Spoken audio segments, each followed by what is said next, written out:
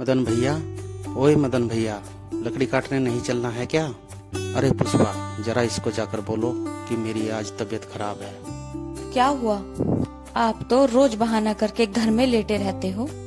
आप कुछ करेंगे नहीं तो खाएंगे क्या? कर लेंगे, कल मैं चला जाऊंगा। आज मुझे आराम करना है। जाओ जाकर कन्हैया को बोल दो मैं आज लकड़ी काटने नहीं जाऊंगा, मेरी तबीयत खराब है। अरे भाभी, मदन कहाँ पर है? लकड़ी काटने नहीं जाएगा? नहीं भैया, आज उनकी तबीयत ठीक नहीं है। वह कल जाएंगे। आज आप अकेले ही चले जाओ। कन्हैया अकेला ही जंगल की तरफ लकड़ी काटने चल देता है। बहुत सारी लकड़ी काटने के बाद लकड़ियां तो मैंने काट ली हैं, अब इनको जल्दी से बांधकर घर की तरफ चल देता हूँ। अंधेरा भी होने वाला है। कमला यह सब देखकर खुश हो जाएगी। आज तो बहुत अजीब सा सन्नाटा है जंगल में। हे भगवान, रक्षा करना। कन्हैया लकड़ी लेकर गांव की तरफ चल देता है। कौन जा रहा है? यह तो बहुत डरावनी आवाज है। जल्दी से निकलूं यहाँ से। तुम कौन हो? कौन हो तुम? इधर देख, मैं एक भूत हूँ। भूत हूँ मैं। भूत भाई, मैंने कुछ नहीं किया। मैंने तो बस थोड़ी सी लकड़ियां ही काटी हैं। अगर तुम चाहो तो भैया सारी लकड़ियां रख लो, बस मुझे छोड़ दो, मुझे जाने दो यहाँ से। मैंने कुछ नहीं किया। मैं जानता हूँ तुमने कुछ नहीं किया, पर इस पेट का सवाल है। मुझे अपनी भूख मिटाने के लिए तुमको खाना होगा। भूत भाई, तुम मुझे मत खाओ। मेरे पास गुड़ और चना है, तुम इन्हें खा लो। तुम्हें खाकर अच्छा लगेगा। इतने से गुड़ चने में मेरा क्या होगा? भूत भाई, अभी मेरे पास इतना ही है, तुम यही खा लो। मेरी पत्नी घर पर मेरा इंतजार कर रही है। मैं तो तुझे मारकर तुझे तेरी दुखी जिंदगी से आजाद कर रहा हूँ। नहीं भाई, मुझे जाने दो। जब तक मैं बाजार में जाकर यह लकड़ियां नहीं बेचूंगा, तब तक हमारे घर में कुछ भी नहीं बनेगा। मेरी पत्नी भूख से तड़पती रहेगी। तेरी कहानी तो मुझसे भी ज्यादा डरावनी है। चल ठीक है, जो तेरे पास है वही मुझे खाने के लिए दे दे। देखता हूँ आखिर गुड़ चने का स्वाद कैसा होता है। कन्हैया भूत को गुड़ चने दे देता है। भूत गुड़ और चना खाने लगता है। ठीक है भूत भाई, मैंने तुम्हें खाने के लिए गुड़ और चना दे दिया है। अब मैं चलता हूँ। 1 मिनट रुको, ये गुड़ चने तो बहुत स्वादिष्ट है। क्या तेरे पास और भी है? नहीं भूत भाई, यही मेरे पास है। फिर तो अब तुझे मेरा आहार बनना पड़ेगा। यह गुड़ चना खाकर मेरी भूख और भी बढ़ गई है। नहीं भूत भाई, मैं तुम्हें कल और चने लाकर दे दूंगा। मैं तेरी बात पर यकीन कैसे करूं अगर तू कल नहीं आया तो? भाई, मैं तुम्हें अपने घर का पता दे देता हूँ। अगर मैं कल नहीं आया तो तुम वहाँ जाना और फिर मुझे खा जाना। चल ठीक है, तेरे पर मैं भरोसा करके देख लेता हूँ। कन्हैया अपने घर की तरफ तेजी से चल पड़ता है और घर पहुंचकर अपनी पत्नी को सारी घटना बताता है। अरे होना क्या था, बहुत मुश्किल से अपनी जान बचा कर आया हूँ। उस भूत ने तो आज मेरी जान ही ले ली थी। अजीब बात करते हो। यह सब तो ठीक है, लेकिन यहाँ हमारे खाने के लाले पड़े हुए हैं। भूत को कहाँ से खिलाएंगे? कोई बात नहीं, कोई ना कोई इंतजाम मैं कर लूंगा। अगले दिन कन्हैया फिर से जंगल में जाता है। हेलो भूत भैया, मैं आपके लिए गुड़ चने लाया हूँ। अब आप आराम से बैठकर गुड़ चना खाओ। इधर आओ और यहाँ से 1 मटकी सोने की ले लो। ये तुम्हारा इनाम है। मैं तुम्हारी ईमानदारी से बहुत खुश हूँ। अरे नहीं भूत भाई, यह सब मुझे नहीं चाहिए। मैं लकड़ियाँ काट कर अपना गुजारा कर लूंगा। प्यार से दे रहा हूँ, ले जा। लेकिन भूत भाई, मैं इतने सोने का क्या करूँगा? तू बहुत भोला है कन्हैया। इतने सोने से तो तेरी जिंदगी बदल जाएगी। अब यहाँ देर मत कर और जल्दी यहाँ से चला जा। धन्यवाद भूत भाई, कल मैं खाना लेकर फिर से आऊँगा। कन्हैया उनमें से 1 मटकी उठा लेता है और अपने घर की तरफ निकल जाता है। कन्हैया घर पहुंचकर अपनी पत्नी रमा को सोने की मटकी दिखाता है। रमा सोने की मटकी को देखकर आश्चर्यचकित रह जाती है। यह सोने की मटकी आप कहाँ से लेकर आए हो? कहीं आपने कोई चोरी तो नहीं की? मुझे तुम जल्दी बताओ, मैं डर के मारे कांप रही हूँ। अरे धीरे बोल, अगर मदन ने सुन लिया कहीं लेने के देने ना पड़ जाएं। यह कहाँ से मिली आपको? आप मुझे बताते क्यों नहीं? यह मुझे उस भूत भाई ने दी है। वह गुड़ और चना खाकर बहुत खुश हुआ। उसे नहीं मालूम था कि मैं आज भी उसके लिए गुड़ चना लेकर आऊँगा। जब मैं आज भूत भाई के लिए गुड़ चना लेकर पहुँचा, वह मेरी ईमानदारी पर बहुत खुश हुआ और उसी ने मुझे यह सोने की मटकी दी। अब अपनी गरीबी दूर हो जाएगी, अब हम अमीर हो जाएंगे। एक दिन मदन अपनी पत्नी से कहता है, समझ में नहीं आता इसके हाथ कौन सा कुबेर का खजाना लग गया है। अभी तक तो यह मेरे साथ लकड़ी काटने जाता था, लेकिन आजकल आनाकानी करने लगा है। मैं तो कहती हूँ दाल में जरूर कुछ काला है। अरे नहीं भाग्यवान, दाल में कुछ काला नहीं, पूरी दाल ही काली है।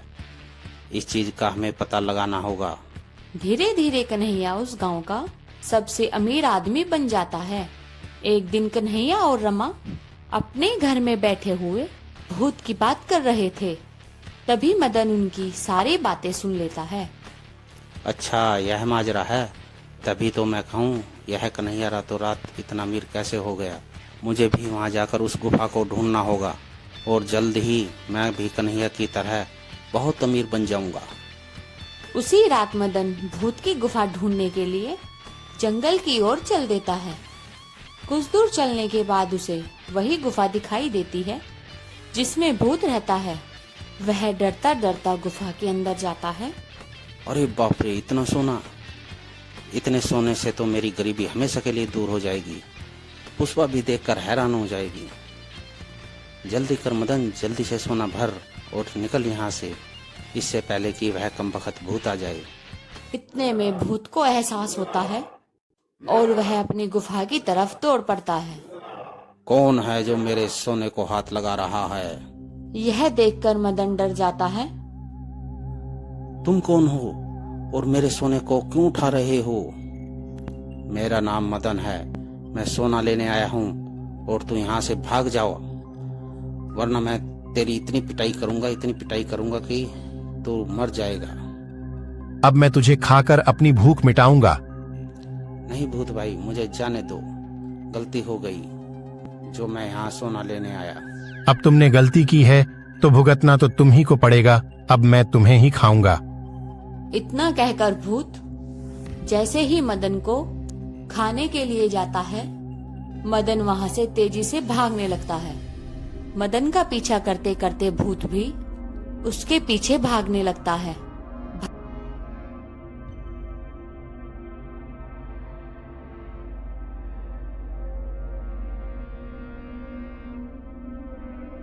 भागते भागते मदन एक पेड़ से टकरा जाता है और वहीं पर गिरकर बेहोश हो जाता है। भूत उसको मरा हुआ समझकर वहां से भाग जाता है। जब सुबह होती है और मदन की आंखें खुलती है, तब मदन कहता है, आज तो बच गए, नहीं तो वह भूत न जाने मेरा क्या करता।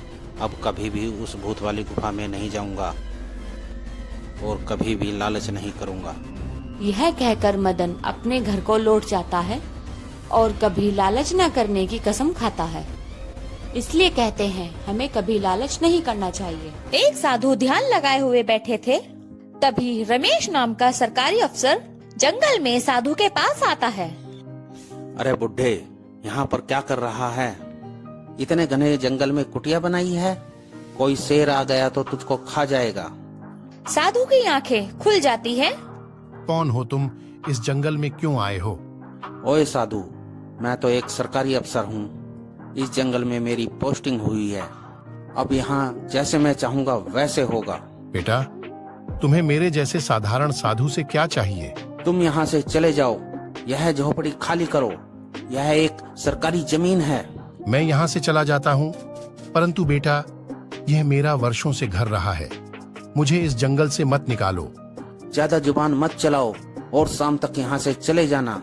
दूसरी ओर रमेश के घर पर रमेश की पत्नी आवाज लगाती है, अजी सुनिए, डॉक्टर आए हैं। यह क्या बीमारी है डॉक्टर? मेरी पत्नी कई महीनों से बीमार है। आप लोग इनको स्वस्थ क्यों नहीं कर पा रहे हो? हम पूरी कोशिश कर रहे हैं कि यह जल्द से जल्द स्वस्थ हो जाए, परंतु यह कोई नई बीमारी है, इसका हमें कोई इलाज नहीं मिल रहा है। अगर इस बीमारी का कोई इलाज नहीं है तो क्या यह कभी ठीक नहीं हो पाएगी? यह हम सबके लिए बड़ी दुर्भाग्य की बात है।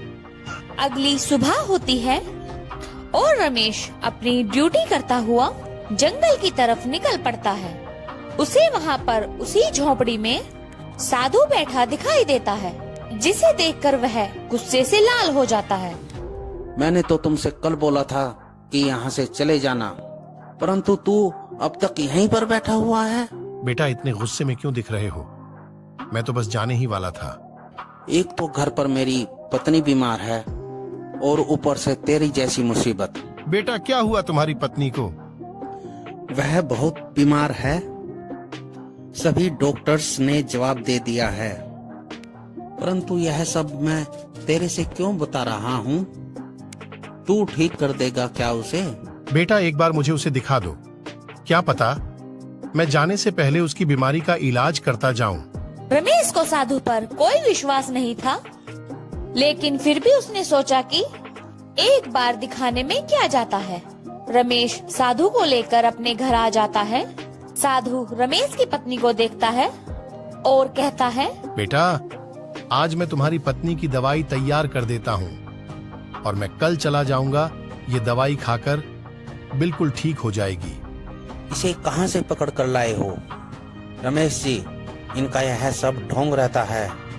जब बड़े से बड़े डॉक्टर कुछ नहीं कर पाए तो यह मामूली सा साधु इनको क्या ठीक करेगा? इसे यहाँ से भगाओ। यह तुम्हारे से भी तो ठीक नहीं हो पाई। डॉक्टर, तुम्हारे पास कोई दूसरा तरीका है तो मुझे बताओ। साधु जंगल में चला जाता है। जंगल में बहती हुई नदी में से ढूंढकर एक पत्थर लाता है। रमेश भी साधु की झोपड़ी में आ जाता है। इस पत्थर का क्या करोगे?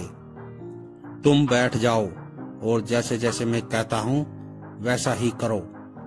इस पत्थर को इस आग में रख दो और जब यह बिल्कुल लाल हो जाए तब इस पत्थर को आग से निकाल लेना और फिर टब में रखे हुए पानी में डाल देना।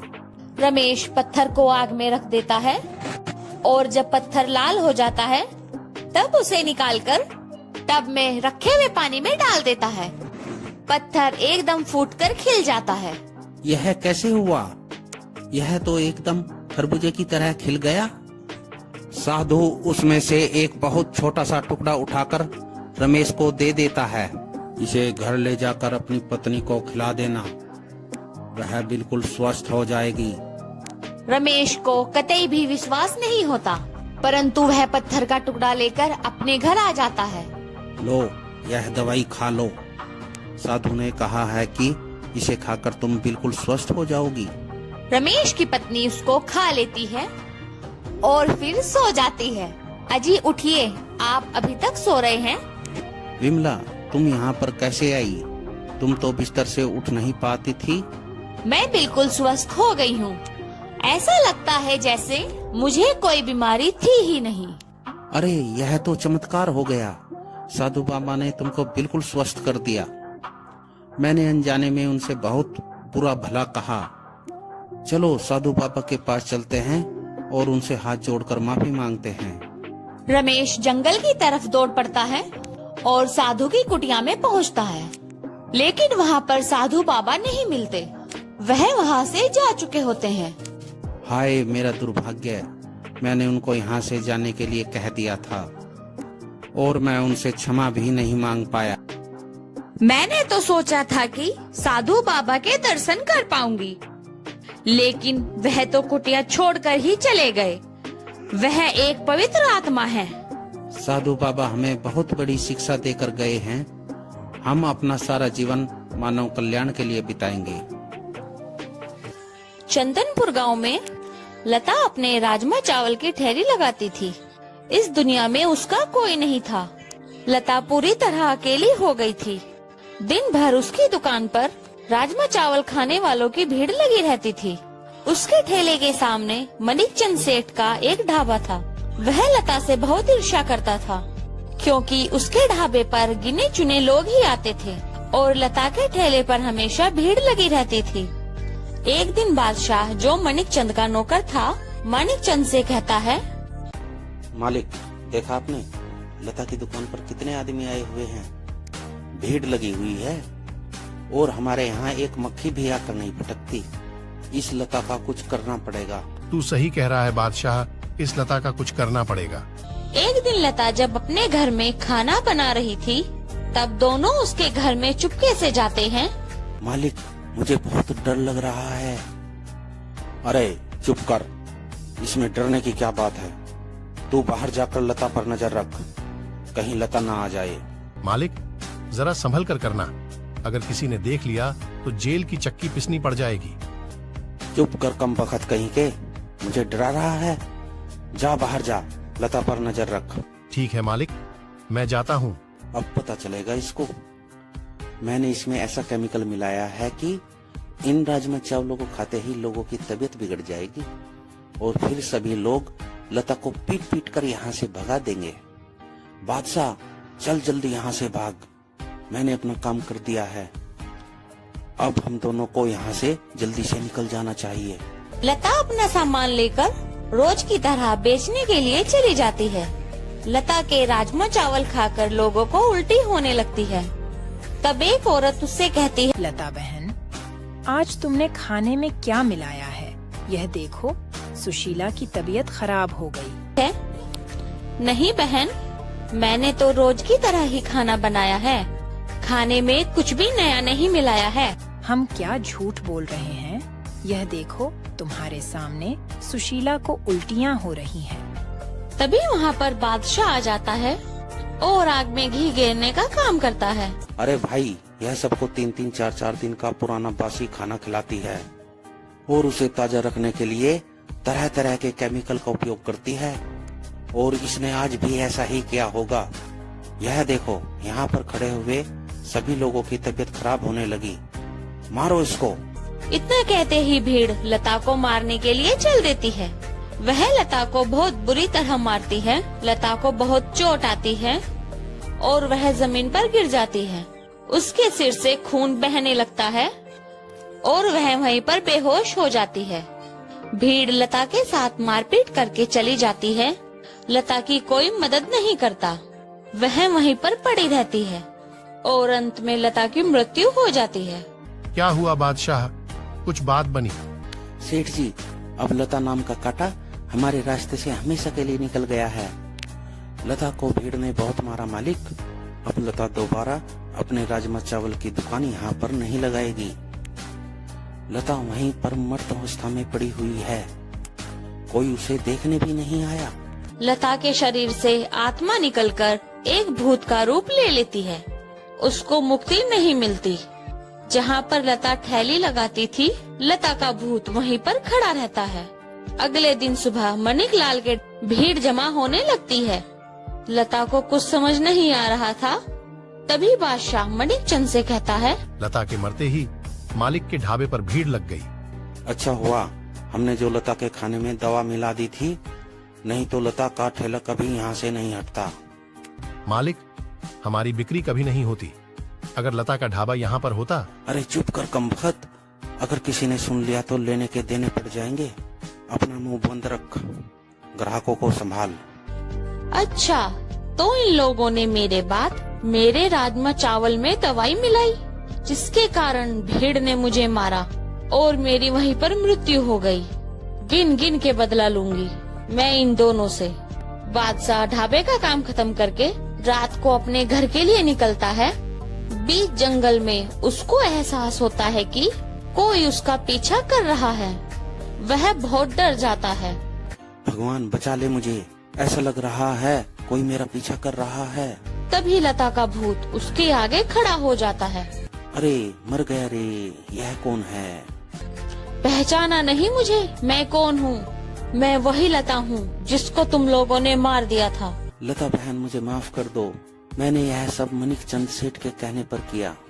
माफी तो तुम्हें मिलेगी नहीं, तुम्हें मिलेगी मौत।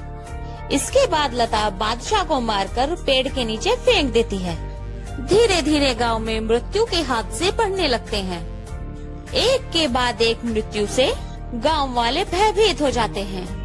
गांव वाले एक साधु के पास जाते हैं। जो जंगल में तपस्या कर रहे थे। साधु बाबा, हमारे गांव में एक के बाद एक मृत्यु हो रही है। अब आप ही हमें बचा सकते हैं बाबा। तुमने किसी निर्दोष की हत्या की है, इस कारण वह तुमसे अपना बदला ले रही है। लेकिन बाबा, हमने तो किसी को नहीं मारा। तुमने एक राजमा चावल बेचने वाली गरीब महिला को मारा है, इसलिए वह निर्दोष तुम लोगों से अपना बदला लेने आई है। बाबा, आप ही हमें बचा सकते हैं। अब हमें क्या करना होगा? जब तक वह अपना बदला नहीं ले लेती, तब तक वह इस गांव से नहीं जाएगी। बाबा, अब आप ही हमें बचा सकते हैं। एक दिन मणिकचंद सेठ अपना ढाबा बंद करते हुए सोच रहा था, अरे भैया, आज तो बहुत देर हो गई, जाना भी जंगल के रास्ते से पड़ता है, कहीं वह चुड़ैल मुझको ही आज अपना शिकार न बना ले। जल्दी जल्दी दरवाजा बंद करके यहाँ से निकलना होगा, कहीं ऐसा न हो कि वह चुड़ैल मुझे ही खा जाए। अचानक लता का भूत वहीं पर आ जाता है। अरे मर गया रे, हे भगवान मुझे बचा लो। भगवान भी तेरे जैसे दुष्ट आदमी की मदद करने नहीं आएंगे। तूने मुझे गांव वालों से मरवाकर अच्छा नहीं किया। अरे कौन हो तुम? मैंने तुम्हारा क्या बिगाड़ा है? मैं हूँ लता, तुम लोगों ने मुझे मारकर अच्छा नहीं किया। बहन मुझे माफ कर दो, मुझसे बहुत बड़ी गलती हो गई है, मेरे छोटे छोटे बीवी बच्चे हैं, मुझे माफ कर दो लता बहन। इतने में लता मणिकचंद को पकड़कर हवा में उछालकर बहुत दूर फेंक देती है, जिस कारण उसका सिर वहाँ पड़े पत्थर से टकरा जाता है और वह वहीं पर गिरकर मर जाता है।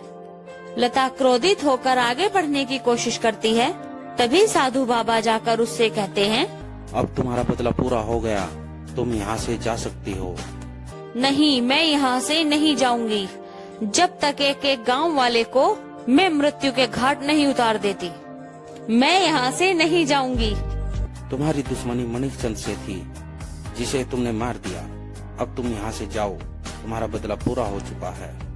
ठीक है, मैं गांव वालों को कुछ नहीं करूंगी। अब मैं यहाँ से हमेशा के लिए जा रही हूँ।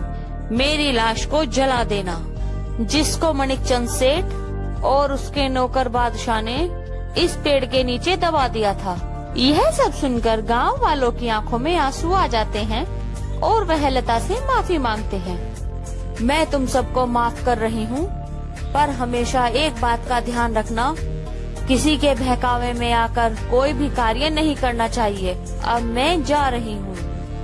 और फिर लता वहाँ से चली जाती है और गांव वाले हंसी खुशी अपने गांव में रहने लगते हैं।